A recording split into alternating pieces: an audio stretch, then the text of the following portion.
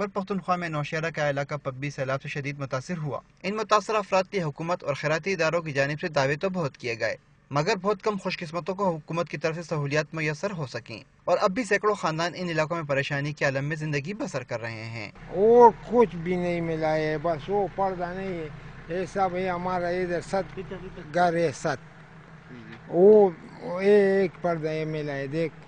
मुतासरीन का कहना है कि अगर हुकूमत इनके घरों की दीवारों और कमरों की तामीर के लिए इनकी मदद करे तो इनकी कई मुश्किलात कम हो सकती हैं और खवातीन की बेपर्दगी भी नहीं होगी। इस वक्त तो हमारे दीवार सारे गिरे पड़े हैं, अभी इसको बनवाना चाहिए। सड़क के किनारे हम पड़े, जब लोग गाड़ियाँ आती जाती रहती है तो सब बेपर्दगी होती है। मुकामी आबादी का कहना है कि हुकूमत मुतासरीन की मदद करे, और एक दफा फिर से सैलाब आने के खदशात के बायस गाँव में खौफ की फिजा पैदा हो गई है। इंतजामिया फौरी तौर पर दरियाओं के किनारों पर हिफाजती इकदाम करके किसी भी इमरजेंसी की सूरत हाल से निपटने के लिए चौकस रहे। कोई हिफाजती वगैरह कोई इस तरह का काम नहीं हुआ। पिछले सैलाब में भी जो बहुत से घर अभी तक टूटे हुए हैं और किसी को भी इतना नहीं हुआ ना।